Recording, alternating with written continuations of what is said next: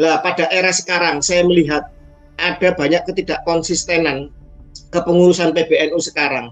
Pada waktu muktamar di Lampung itu gaungnya bagus sekali bahwa PBNU akan mengawal fikih peradaban. Wah, fikih peradaban, bayangkan fikih yang tidak lagi menggunakan metodologi kitab-kitab klasik abad 12, tetapi kita akan menyongsong peradaban baru, abad antariksa, abad global, abad rekayasa genetik dan sebagainya. Ya. Iya, AI, SDNA kan lewat kalau SDNA kan ilmu tenaga. Kita rekayasa genetik, bayangkan fikih peradaban abad 21. Yang NU akan menantang siap untuk menyongsong fikih peradaban. Kemudian yang kedua, isu besarnya adalah NU tidak akan lagi campur tangan urusan politik. Nyatanya apa? Politik praktis. Nyatanya apa? Seorang Rois Am PBNU menafikan tes DNA, menafikan metodologi ilmiah untuk kemudian menjaga kesucian nasab Nabi nya orang Islam, di mana NU adalah sebagai para kumpulan ulama warasatul anbiya, pewaris dari para nabi adalah para ulama. Ini organisasi ulama, tetapi kenapa kok tidak mau jujur, tidak mau terbuka, tidak mau lantang, tidak mau kemudian melakukan segala metodologi untuk meneliti, memeriksa kesucian nasab Nabi. Ini jelas-jelas bukan hanya pengkhianatan ke dirinya sebagai ulama, tapi juga pengkhianatan kepada fikih peradaban yang digaungkannya sendiri. Itu yang pertama. Yang kedua, saya melihat bahwa PBNU mulai instruksional terkait masalah Pilpres. Saya berterima kasih dan bersyukur bahwa capres terpilih adalah mereka memang yang terbaik. Bapak Prabowo seorang pendekar, pejuang, seorang putra bangsa terbaik yang akhirnya terpilih. Tetapi cara-cara instruksional yang kemudian ramai dibahas menjadi rahasia umum bahwa PBNU turut campur secara langsung, katanya ya di hotel mana itu Syahid apa-apa itu katanya. Itu kan melukai ketidakkonsistenan di dalam garis perjuangan, garis kebijakan yang dijanjikan di awal ketika muktamar terpilihnya kepengurusan periode sekarang. Dan lebih diperparah lagi ketika kemudian isu tentang tambang. Isu tentang tambang ini adalah isu tentang ghanimah. Sama seperti ketika perang Uhud. Kalau seseorang berjuang sudah menginginkan ghanimah, menginginkan pampasan perang, maka fokus perjuangannya bukan untuk benar atau salah, bukan lagi untuk kejayaan umat, kejayaan agama, tetapi untuk apa? Siapa dapat apa? Kalau sudah berpikir siapa dapat apa, ini ulama yang beraliran akhirat ketuhanan apa ulama yang hubud dunia? Wallahu a'lam. Saya tidak berani untuk melakukan vonis lebih lanjut. Terus terang, kalau Rois Am, saya dulu pernah aktif di PMI Surabaya. Saya ketua komisariat PMI ITS. Saya kemudian juga aktif di lingkungan PMI Surabaya, Jawa Timur, bahkan di PB PMI. Dan insya Allah saya banyak bergaul dengan kiai-kiai Surabaya. Mohon maaf, bagi saya kecelakaan sejarah. Saya harus mengatakan kritik keras. Saya juga heran, seorang kiai kelas ranting bisa menjadi Rois Am. Wallahu a'lam, apa yang terjadi? Proses politik apa? Proses lobby apa? Proses dinamika apa? Kemudian seorang kiai yang nun sewu, kita tahu bersama ketika beliau membela Ba'alu membabi buta, kemudian menafikan ilmu pengetahuan, terus mengkritik kopinya kurang jauh, kopinya kurang kental, kurang jauh mainnya. Saya gak ngerti. Saya gak ngerti. Ini kiai ini ngerti nggak dengan sains, ngerti nggak dengan teknologi, pendidikannya apa, saya juga tidak tahu ya. Ya saya yakin seorang kiai pasti alim, ngerti ilmu kitab dan lain sebagainya. Tetapi mengusung fikih peradaban loh PBNU sekarang. Rois Amnya yang terdepan harusnya menyuarakan tentang tentang peradaban dan ilmu pengetahuan terkini, tetapi kenapa kok kemudian malah anti terhadap peradaban itu sendiri? Itu yang patut dipahami. Tapi kalau itu Rois Am, saya boleh melakukan kritik karena nun sewu. Rois Am maksum nggak? Kan tidak kan? Bukan nabi kan? Karena tidak maksum, maka tidak lepas dari noda salah, kesalahan, khilaf, dan kealpaan, maka boleh dikritik. Ada ruang itu harus dikritik. Dan sebagai seorang Nahdien, sebagai seorang yang mulai kecil sebelum lahir saya sudah NU, bapak saya NU, ibu saya NU, mbak saya NU. Tidak salah kalau kemudian mengkritik pemimpinnya. Karena apa? Ini ini bukan nabi. Nabi saja terbuka kok kepada kritik. Nabi saja terbuka kok untuk dikisos seandainya kemudian ada yang merasa terdolimi. Lah ini Rois Am, kelasnya manusia, kelasnya bukan nabi. Mohon maaf. Dan secara keorganisasian ada batas masa waktunya. Bukan seperti nabi yang hingga akhir umurnya, hingga akhir zaman, karena konsepnya ilahiyah. Ini ada batas masa waktunya dan ada pertanggungjawabannya, baik pertanggungjawaban organisasi di dunia maupun di akhirat. Ya tunggu saja nanti bagaimana di akhirat kalau seandainya Rois Am seperti ini, mohon maaf. Tetapi untuk Ketum PBNU sebenarnya saya sangat sayang sekali kepada beliau. Kiprah beliau sejak muda, garis nasabnya, garis keluarganya, organisasinya, Gus Yahya Stakuf ini sebenarnya sangat saya sayangi, sangat saya cintai. Beliau juga seorang yang sangat setia kepada Gus Dur, orang yang sangat yang sangat membela kepada Gus Dur, ideologis Gus Durian. Beliau, adiknya juga seorang yang hebat, senior saya di PBPNI yang sekarang menjadi Menteri Agama. Duo kakak beradik ini sangat layak untuk dijadikan harapan bagi masa depan NU, masa depan baik jamiah maupun jamaah NU ke depannya. Cuma saya juga memahami bahwa seorang ketum PBNU juga masih kalah posisi, kalah sakti, kalah idu geni sama seorang Rois Am. Dan mohon maaf, seorang ketum PBNU adalah Gus Durian. Jejak itu tidak bisa dihilangkan. Gus Dur pernah mengatakan bahwa FPI dan Habib Riziknya adalah organisasi bajingan. Tetapi kok bisa Rois Am-nya yang terpilih, jejak digitalnya jelas-jelas dia pendukung FPI kok, jelas-jelas ada jejak digitalnya. Ini kan aneh. Rois Am mendukung mereka-mereka yang dituduh oleh bajingan oleh Gus Dur. Kemudian harusnya dia juga tegas dan sama garis perjuangannya, garis narasinya, garis logikanya itu harusnya sama dengan dengan pendahulunya, dengan sang guru bangsa Gus Dur. Tapi ini ya sudahlah, ini kecelakaan sejarah lah bagi saya seperti itu. Dan kalau kemudian kita membiarkan sekarang fase perang Uhud ini dibiarkan, maka yakinlah NU bukan hanya kalah, tapi NU akan tercoreng dalam sejarah. NU akan mengorbankan putra-putra terbaiknya untuk kemudian menjadi martir dan pada akhirnya harus melakukan konsolidasi lebih berat lagi. Pada perang Uhud, seorang Sayyidina Hamzah, paman Nabi yang dijuluki singa padang pasir, harus gugur karena apa? Karena ingin merebut kembali posisi-posisi yang ditinggalkan oleh orang-orang munafikun, orang-orang hubud dunia, orang-orang yang sibuk dengan ghanimah, dengan nunsewu konsesi tambang dan lain sebagainya. Dan saya berharap bahwa Imaduddin Usman adalah Hamzah singa padang pasir itu. Mohon maaf, apapun posisi Kiai Imaduddin Usman, mohon maaf ya, mohon maaf, walaupun beliau hanya anggota biasa dari LBM, Lembaga Bahasa Masal PBNU, tapi ingat berapa karya beliau. Tapi harus diingat, beliau lahir dari mana? Beliau lahir dari kampungnya Syekh Nawawi Al-Bantani yang secara genetik, kekeluargaan, kekerabatan beliau termasuk juga Kiai Wapres Ma'ruf Amin adalah bagian dari keluarga besar Syekh Nawawi Al-Bantani yang membawa tradisi keilmuan itu. Artinya apa? Gurunya NU.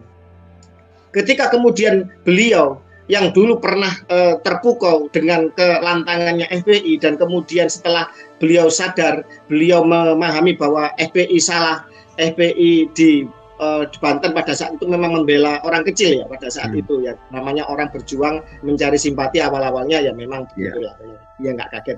Kemudian setelah itu Kiai Imaduddin Usman kemudian meneliti tentang keabsahan nasab Alwi yang mengglorifikasi nasab Nabi, kemudian ternyata batil, maka beliau lantang. Ulama harusnya seperti ini. Ulama tidak takut untuk menempuh risiko apapun, menyuarakan yang benar adalah benar. Ulama harusnya mencintai dan menjadi garda depan pewaris dari Nabi Muhammad. Ketika ada orang yang berusaha untuk membelokkan, mengotori kesucian nasab Nabi, maka dia harus tampil di depan dengan segala risiko, dengan segala narasi perjuangan, pengorbanan untuk menjaga nabinya, semacam itu. Lah ini Rois Am, ini gimana Rois Am ini? Rois Am, hei, dengarkan ucapan saya, panggilah nakib-nakib dunia datang dengan PBNU mampu, engkau punya kapasitas untuk mengundang nakib-nakib duduk bersama, ditanyakan, benar enggak Habib Alwi ini keturunan dari Irak, Said Ahmad bin Isa? Di mana makam Said Ahmad bin Isa yang benar, yang asli? Tanyakan kepada nakib Yaman, tanyakan kapan Pak Alwi datang, mereka apa kiprahnya di Yaman, secara perpolitikan, ya partai komunis lah, sama dengan Aidit. Si Haidar Abu Bakar Al-Aktos, bapaknya Ali Jubri, Abdurrahman Al-Jubri, terus siapa lagi Abdurrahman Assegaf, sampai sekarang masih petinggi elitnya Partai Komunis Yaman kok. Nggak tahu ini pakai kacamata apa ini, kacamata kuda atau kacamata frame berapa ini. Harus jujur kita, harus memotret, harus menyampaikan sesuatu itu harus dengan komprehensif. Apalagi apalagi jelas kejahatan mereka. Saya sebagai Trah Mataram jelas kok bagaimana Trah Mataram, bagaimana sejarahan Mataram, makam-makam leluhur Mataram dibelokkan. Belum lagi kemudian dari Wali Songo, belum lagi dari kemudian makam-makam yang lain yang banyak bertebaran di daerah. Di Sunan Bonang itu ada makam dijejer kayak kayak pion-pionnya catur itu. Ukurannya sama, bentuknya sama, lucu sekali. Itu gimana dulu cara nguburnya itu. Tahu semua ini, aduh ya Allah ya Rabbi. Belum lagi di Pekalongan ada makam kucing jadikan makam wali, ada makamnya PKI satu kampung tahu kalau dia dieksekusi TNI jadi makam wali. Apalagi ada di Pemalang itu ya, pelakunya siapa ya, itu si katanya ketua sufi itu.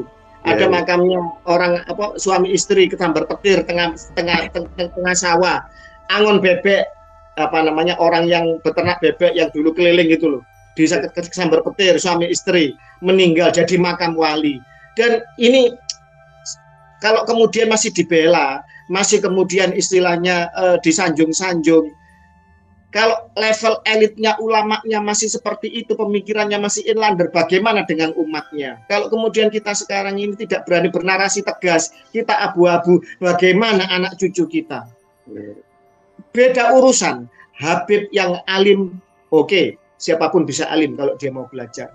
Ada Habib yang mungkin jadi wali, oke, siapapun kalau mau beriadoh, dia bisa jadi seorang waliullah.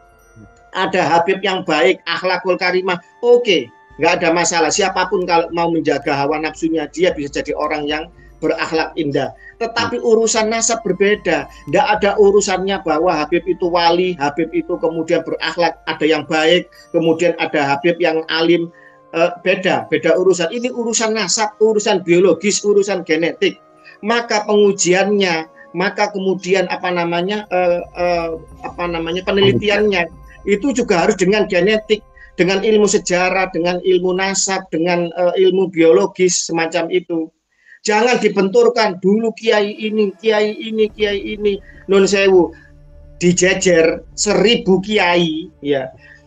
Apakah benar Habib itu cucu Nabi? 1000 kiai ini ngomong iya, itu akan kalah kesaksian dari 1000 kiai, 1000 ulama ini dengan satu orang nakib yang mencatat keluarga Said Ahmad bin Isa.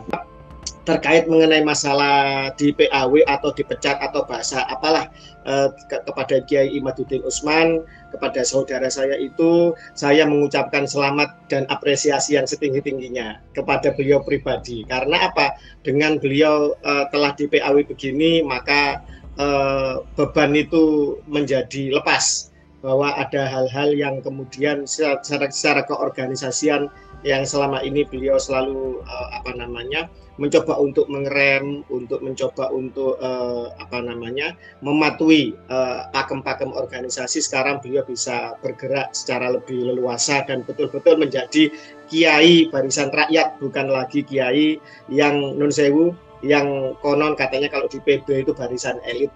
Dan ini sebenarnya sudah saya duga bagi seorang pejuang. Jangankan cuma jabatan, nyawa pun akan siap diwakafkan untuk kepentingan bangsa, agama, dan negara ini. Awalnya NU itu miskin, strukturnya sarungan, sandalan, kampungan, dulu masih banyak yang pakai belangkon, nggak tahu sekarang kemana itu belangkon itu. Kemana sekarang itu baju-baju tradisional itu? Apalagi kalau seorang kiai kepalanya dililit sama seorang Habib seketika dia jadi zombie hidup yang mudah dicocok hidungnya dan takut dengan cerita-cerita karomah yang tidak masuk akal, yang menabrak syariat, yang melebihi Rasulullah. Ini seorang kiai kok menerima ada Habib cerita datuknya karomahnya melebihi Rasulullah, ini kan hukumnya kan kafir. Kita meyakini bahwa Nabi Muhammad adalah khairi khalqillah, khairun nas, khairul anam. Tidak ada makhluk yang lebih tinggi derajatnya dibanding Rasulullah, karena beliau kekasih Allah, langsung di bawahnya Gusti Allah, tercipta dari Nur Muhammad, Nurullah, dan seterusnya. Semua kiai itu paham, semua orang yang mempelajari tasawuf ala al-Nahdiyah paham itu. Tapi ketika ada seorang imigran yang nggak tahu jejak leluhurnya mengatakan lebih tinggi karomahnya melebihi Rasulullah, kok dipercaya? Padahal kalau kita meyakini ada orang lebih mulia, lebih hebat dari Rasulullah, seketika dia keluar dari agama ini, dari agama Islam, kafir hukumnya. Jadi itu, tapi nggak tahu lah kiai-kiai itu kena apa itu saya. Dan kan ada lembaga ruqyah, ya, ruqyah Nahdien kan ada ruqyah. Kena sihir apa itu? Kok sampai akal sehatnya, sampai akidahnya bisa seperti itu. Jadi begini, Bung Rifki, pada awalnya ketika NU berdiri atau awal-awal konsolidasi, NU dengan segala macam kekuatannya, dengan segala macam potensinya dan segala macam kekurangannya, mampu untuk melakukan perang Badar. Perang Badar adalah perang awal ketika Rasulullah baru awal hijrah, di mana 313 laki-laki pemberani penuh dengan keimanan melawan pasukan yang jumlahnya berkali-kali lipat dibanding dirinya. Pada saat itu NU berjuang pada awal ketika pendiriannya dengan komite Hijaznya, kemudian dengan konsolidasi mendukung pergerakan kemerdekaan di zaman kolonial. NU miskin tapi pemberani, berjuang dengan hati, berjuang dengan segala keterbatasan, dan pada akhirnya apa? Mereka yang berjuang dengan hatinya, dengan keimanannya, ketakwaannya, keberaniannya, totalitasnya, Allah menjamin kemenangannya. Dan ini ada di Al-Quran dan secara kesejarahan tercatat di dalam perang Badar. Itu yang pertama. Kemudian setelah itu NU mengalami masa-masa mulai penataan dirinya, hingga kemudian ujian itu terjadi lagi. Apa ujian itu? Perang Khandaq. Perang Khandaq adalah perang ketika Nabi Muhammad dengan pasukan yang terbatas, kemudian terjadi cercaan, terjadi pengkhianatan dari kaum munafikun, terutama kaum Yahudi, 3 Bani Yahudi yang ada di Madinah. Itu Rasulullah membuat parit, membuat sebuah parit. Pada zaman Nasakom, pada zaman Orde Lama, pada saat itu mau nggak mau NU harus membuat parit, membuat barikade, bahwa NU mau nggak mau harus terlibat di dalam politik kebangsaan, politik kenegaraan, politik kekuasaan pada zaman Orde Lama. Apabila tidak ingin dibubarkan seperti Masumi dan PSI, atau dengan Partai Murba kekritisannya Tan Malaka pada saat itu. Sehingga pada saat itu NU dikecam. Kenapa NU bisa bergandengan tangan, bisa satu wadah dengan orang-orang komunis yang di-framing sebagai ateis, padahal tidak mesti komunis itu harus ateis, tidak mesti bahwa seorang Marxian adalah pengikut utuh dari Hegelian dan seterusnya. Nah, itu pada saat itu kiai-kiai menghadapi suatu cobaan yang luar biasa, cercaan dan lain sebagainya. Tapi pada saat itu juga muncul seorang pemberani seperti Subhan ZE, taruhlah ini simbolis dari Imam Ali yang membelah tubuhnya, ahli pedangnya Awud itu ya, orang ahli pedang dari kalangan kafir Quraisy yang dibon, yang disewa. Dia memang seorang ahli pedang yang terkenal dan pilih tanding, tapi berhasil dibunuh oleh Imam Ali dalam itu. Dan Subhan ZE muncul untuk menjawab dengan lantang terkait masalah framing dan tuduhan jahat bahwa NU tergabung di dalam Nasakom. Dan terbukti ketika kemudian PKI melakukan blunder, kalah di dalam settingan politik pada saat itu, kalah di dalam strateginya untuk merebut negara yang dipimpin oleh Habib Aidid Ba'alwi, Ahmad bin Abdullah Al-Aidid Ba'alwi, dan juga dengan teman-teman sebangsanya 2 Barakbah Ba'alwi di Kalimantan, yang pada akhirnya semuanya harus mati mengenaskan dieksekusi. Ya semoga lah mereka-mereka yang ngurusi bangsa ini nanti nasibnya sama lah. Jadi sudah menjengkelkan sekali mereka ini. Akhirnya ujian itu berhasil dilalui oleh NU, dan di dalam perang Khandaq ala yang dijalani oleh NU itu NU berhasil bertahan dan kemudian memenangkan perang kembali lagi. Dan Bung Rifki, perang membuat Rasulullah menang talak dan menjadi penguasa supremasi bangsa Arab pada saat itu adalah Fathu Mekah. Tapi saya rasa ini belum dijalani oleh NU. Fase NU sekarang adalah masih dalam perang Uhud. Perang Uhud adalah perang yang sangat tragis, perang yang sangat menyedihkan, di mana dalam posisi kita menang posisi, kita menang pasukan, kita menang persenjataan, di dalam kemudian kita sudah mulai membangun konsolidasi dengan kuat, tetapi kemudian banyak orang-orang bagian dari pasukannya Nabi Muhammad yang disuruh untuk menjaga suatu perbukitan agar medan tempur dikuasai oleh pasukan muslimin pada saat itu ditinggalkan. Karena apa? Diiming-imingi sama ghanimah, diiming-imingi sama yang namanya pampasan perang.